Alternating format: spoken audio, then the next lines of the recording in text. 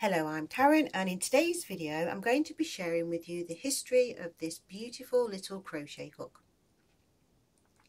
The crochet hook itself, I actually found my crochet hook. I found it years and years ago in the dirt before I could even crochet. I just saw that it was something pretty, dusted the dirt down and put it in my purse, and it always stayed there. It was in the condition that it's in now. And as you can see, the actual hooked end of it was actually bent the wrong way, and it's got a little bit of tarnishing on it from where the actual nickel plate is wearing off the actual steel that it's made from. And mine has a number 5 on the actual flat grip of the handle there. And I say, when I actually found this hook, I couldn't crochet. I didn't even know what it was. When I learned how to crochet, I realised it was a crochet hook, and just because it was so tiny, and I actually couldn't crochet with something so tiny, and as it being unable to use it anyway, I never used it. And then over the years I changed my purse, and then I learned how to crochet. Then I realised that I actually had an old crochet hook in my purse, but then when I looked in the old purse it wasn't there and I couldn't find it. And it was only recently that I actually found my hook. And when I found it, I realised from the research that I'd been doing previously that I actually could identify my hook.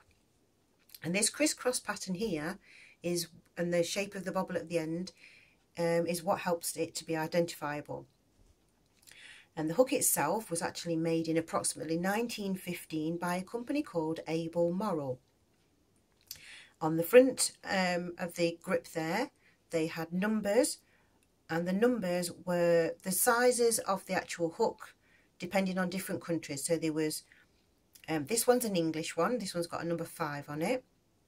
They had numbers for the Americans, and they also had a set of 2 numbers on it, where they'd have a number plus a number for the English and the French version. And the company itself, they never actually put their name on their crochet hook, but what they did at a later point is they moved the number from the front of the hook to the back of the hook, and they had the name For Delight, which was actually, according to Nancy Nering's website, the For Delight was actually because of, it was made for a haberdasher's in London called Fordall's. And then there's another version that has a smooth handle without the crisscross, but has the name Vickers, which was also another haberdasher's company. And I knew from that information my hook was different because my hook actually has a name on the back of the hook. And my hook actually has the name Abbey on the back of the hook. If you can see that.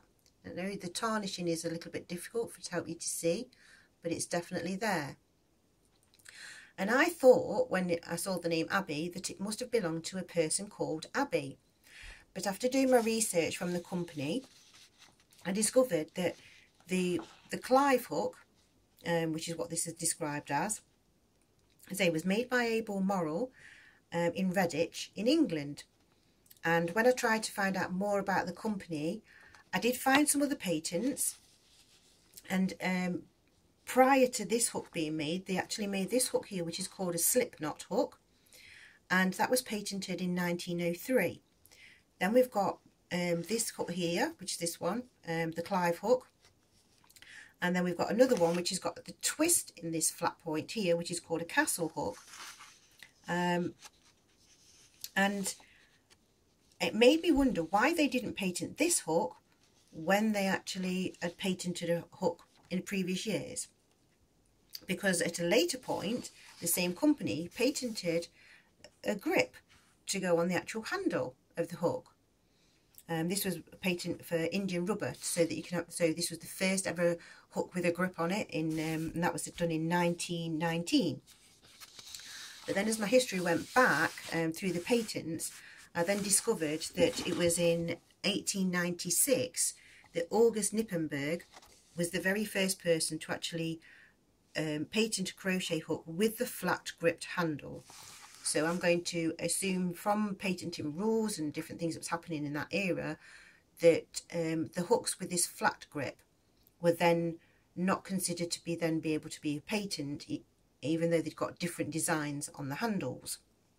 But that's just an assumption. I don't know that for sure. It just makes logical sense. But anyway, as I said, my hook actually has on the back of it, it has Abbey. And when I actually went to research the company, Abel Morrall, I found that the company was in Redditch in England. It was founded in 1785, but then the company ended. I can't find out exactly when it ended. I believe it was somewhere around about the 1970s or maybe even later than that. But the company was left, and then the actual building was demolished in 2015. But when I actually Googled where it was, I could see on the map that the name of the road by where the company was called Clive, and on the other side of it, it was called Abbey. So this has made me believe that my hook with Abbey on it is actually a reference to Abbey Road and not Abbey as in a person. So I just thought I'd share that, because it's one of those things that for people like Nancy Nering and other historians that want to, you know, add on to that history to do with crochet hooks, I thought that was actually quite a piece of useful information, and I just wanted to share it, because even though that my hook itself, as we can see, is a bit bent at the end, it seems that most of the ones, like even this image of one here, the ends aren't in very good condition anyway. But it's a beautiful little hook, and obviously I'm going to keep it with my collection of things, and I just thought that I would share that with you. So thank you for watching, thank you for liking, thank you for sharing, and thank you for subscribing. Bye for now.